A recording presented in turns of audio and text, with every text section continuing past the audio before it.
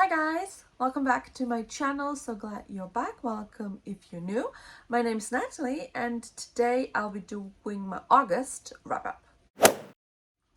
Yes, so it's already September. Today is September 2nd. I don't know where the year went. So happy fall everybody. Happy autumn, fall, wherever you are, whatever word you're using. I read 10 books in August. Which, considering it was summer holiday and literally everyone was home all the time and you cannot really do anything like as a family, go anywhere, travel anywhere right now. So that was fun. So full disclosure, as you maybe have seen in my TBR video at the beginning of August, I was planning on participating in the Disneyathon and I talked about a few books I want to read. I read none of these books. Like none, not even one of these I mentioned I read or even touched. But I did read a lot of manga. I did listen to a lot of romance novels. They still fit the prompts. And because of the ability of my team, I was able to like switch out my TBR as much as I wanted to. So yes, for the prompt of Giselle, I read a book with a bold main character. And the first book I finished this month is a manga, is the first volume of Wotakoi. I talked about this in a recent haul. This is about Narumi and Hirotaka, and they're both otaku. And Narumi is upset about that no one will date her when they find out that she is otaku. And Hirotaka is an old school friend. They meet again, and so he is like, just date me. And so if this is not a bold move, bold main character, he literally just sits next to her and is like, you can just date me, you can just try this out. And it just kind of starts from there. I gave this, I think, 4 stars. I really like this. This is so funny.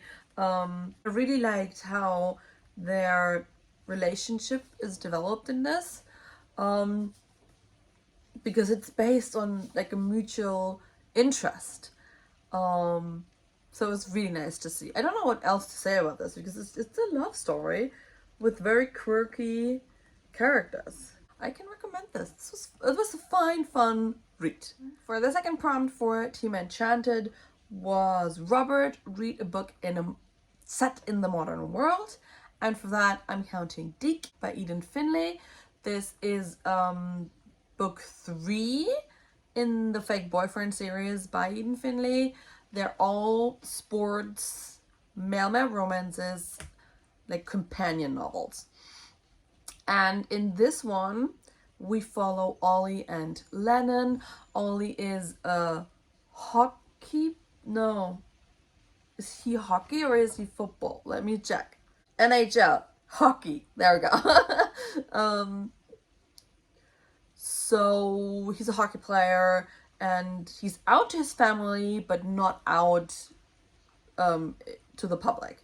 And his family are they want to be supportive, but they're also very pressuring about coming out and be yourself, we will support you, yada yada yada, but he's just not ready. So it's very stressful for him. So they're at this restaurant. He flees from his family into the bathroom, meets this random guy, comes out in his kind of drunken state, and this random guy, Lennon, he's like, okay, I will fake being your boyfriend, and so they can get off your back. Little does all you know, Lennon is a sports reporter, so he just told the one guy he's not supposed to tell the biggest secret he has, and it kind of goes from there. I gave this, I think, 3 stars on Goodreads. I would say like 3.5. I like their relationship. I like Lennon a lot.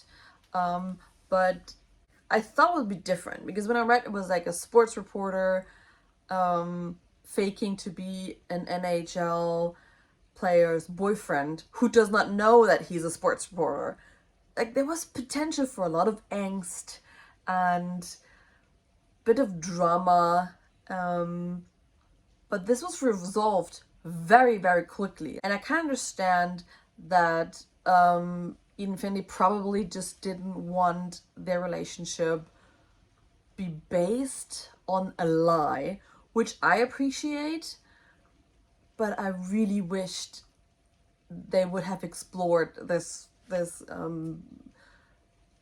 secrecy a bit more. That's why it's only 3.5. Not my favorite in the series, but I do like Lennon a lot, and I like his character. He's very idealistic and true to himself and true to supporting his community, and I really, really like that.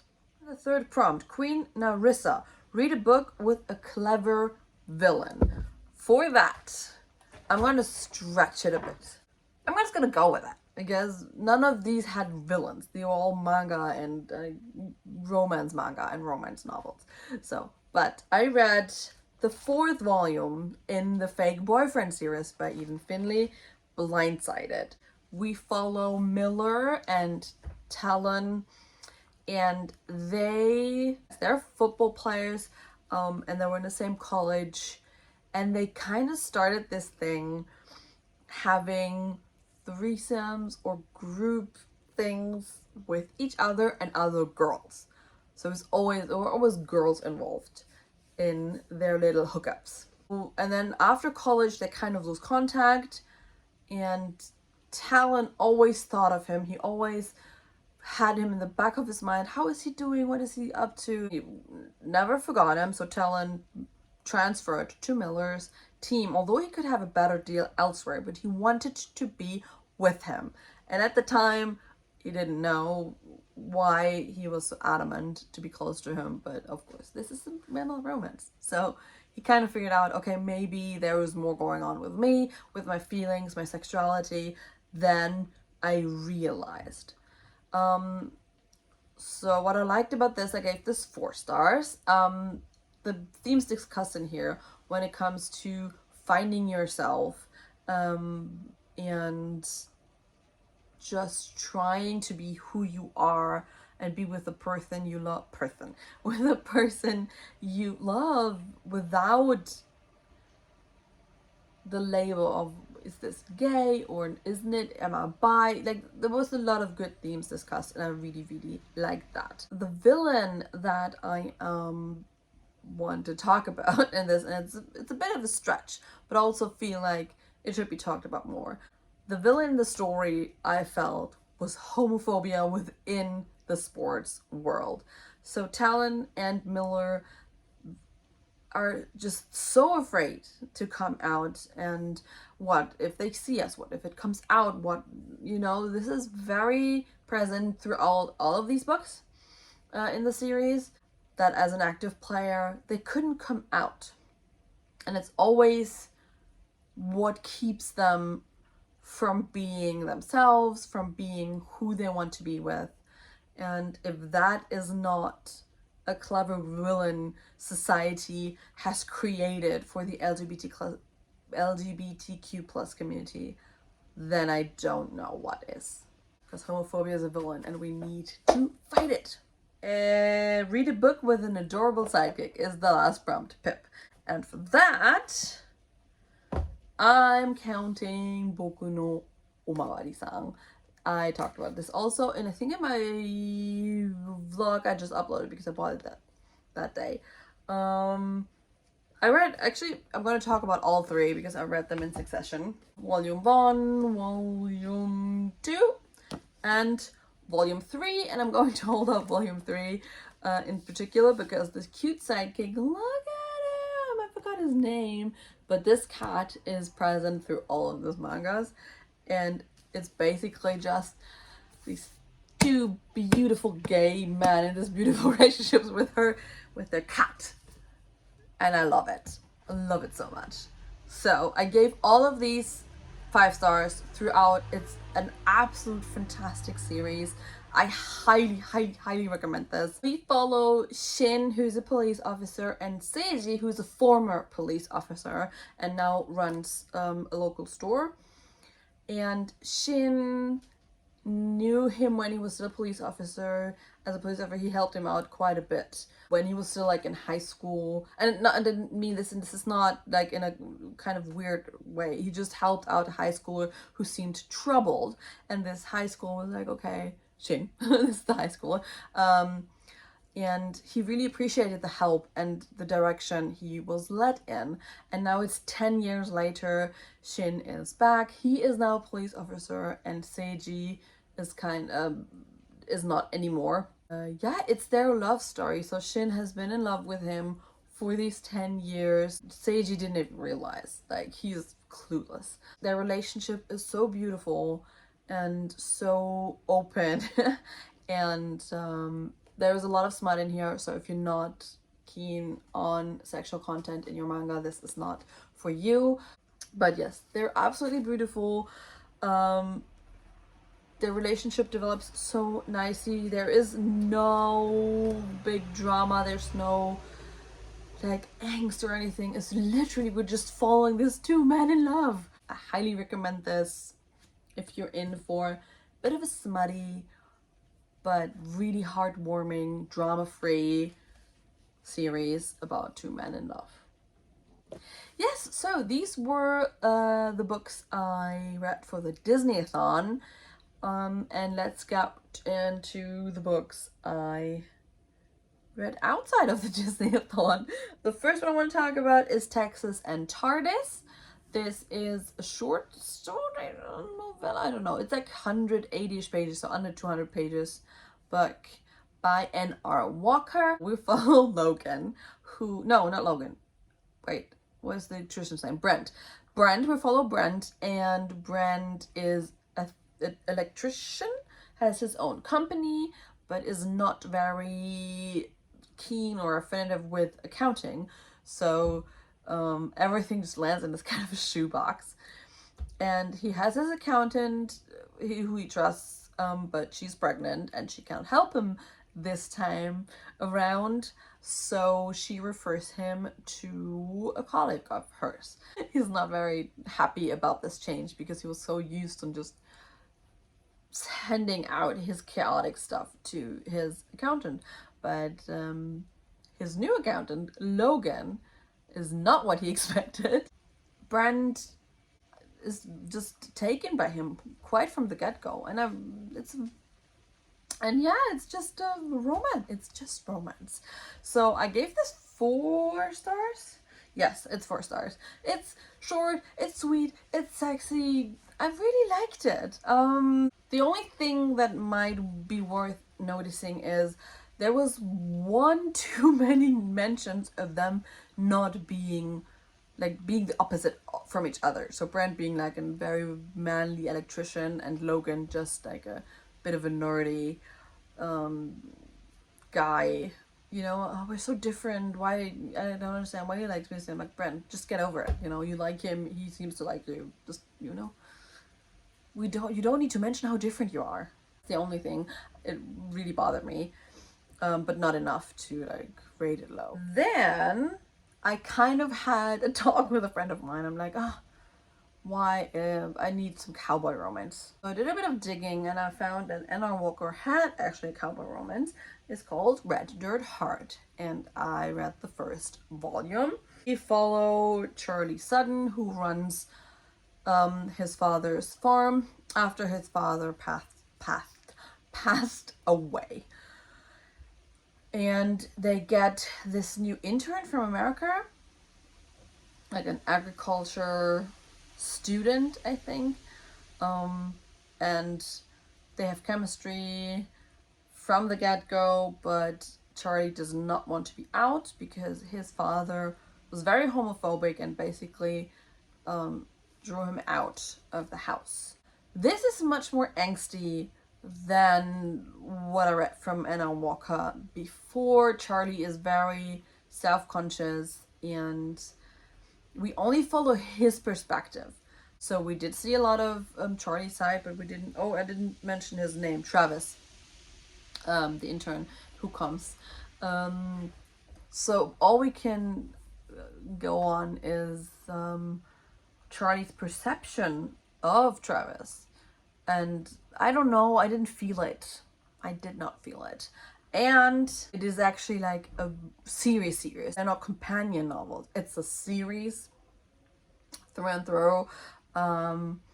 So I don't know. I gave it this 3 stars because I still do like Anna Walker's writing. I do like Anna Walker's characters.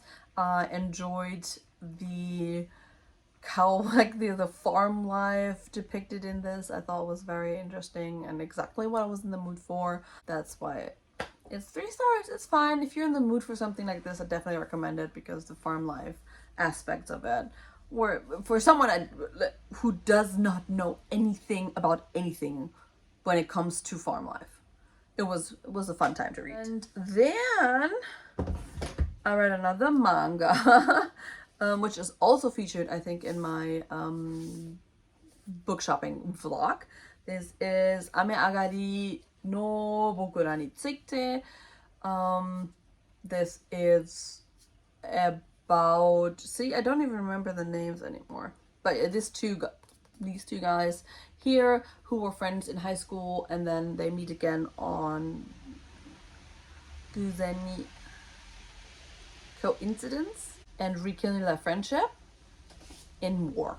I gave this, I think, 3 stars. It's a slow, sweet, nothing much happened. The only thing I had was that there was this girl who isn't, like, he in love, I wouldn't say, but he really likes him. He's gay, he knew this, but he also doesn't want to come out, and which is understandable, you know, if he is not ready, then this is that. But there is this co-worker of theirs, they work in the same company. This co-worker is a friend of the girl who's interested in him, but she knows something is up. And I don't remember if she finds out that he's gay or not, but she kind of pressures him to just tell her why he's not interested. And I thought it was just not, no, I don't like this kind of storytelling. In the end, it's about these two and just their relationship and how they are trying to rekindle the feelings they had and work together, because he was like, okay, I liked you in high school, and then he is like, oh wait, I liked you too, but he doesn't believe him, so he has to try and prove himself. This very sweet, very cute. I'm gonna definitely read the second one. The first volume has no sexual content. This is just talking about the first volume. Yeah. And the last book I read was One Last Stop by Casey McQuiston. I'm still contemplating about the rating, but I feel personally anything under 4 stars is doing a disservice to this book.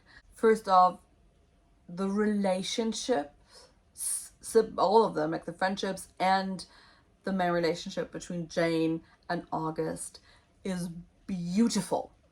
Beautiful. Jane and August are so great together, and I think they balance each other out very well, and they complement each other extremely well.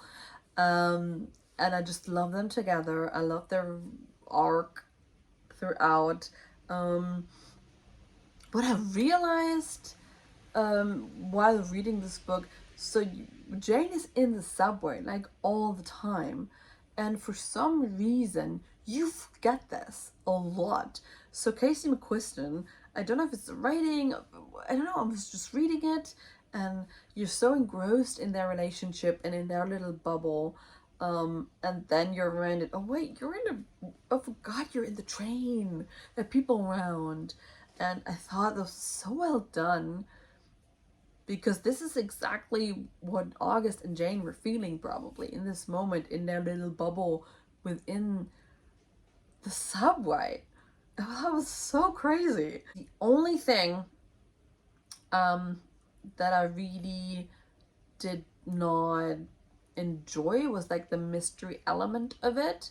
And I'm not talking about Jane being stuck in time. There's a mystery element in there that was touched upon very briefly and not really explored a lot, and then kind of resolved. If it's talked about, you remember, but if it's not mentioned, you kind of forget it's there. Also, I really liked like how it ended, but not like the ending. I want to talk about it. So I'm gonna put spoilers in here. If you have not read One Last Stop, please skip ahead. I'm gonna leave like spoiler. If you don't see it anymore, you can listen again. Okay, yes. So I loved that Jane basically went back in time. I love that we were under the impression that Jane went back. And while I understand that this is a love story and we want a happily ever after, and of course I wish that for them too, I don't know why it's not because I don't want my girls to not be happy, but I thought, oh, I was crying because, oh no, Jane is like back. But it also feels so good for August to have grown out of this situation, like to have built her own life away from her mother and away from everything, and just, and then Jane comes back, and I felt very underwhelmed by it, although I thought I would not be. I don't know if I'm heartless or I'm the only one, because I want Jane and August to be happy forever and ever and just like live their happiest lesbian rainbow lives. I don't care, they're so beautiful together. But when Jane came back, I felt very underwhelmed by it, and I don't know why. Am I the only one who feels this way?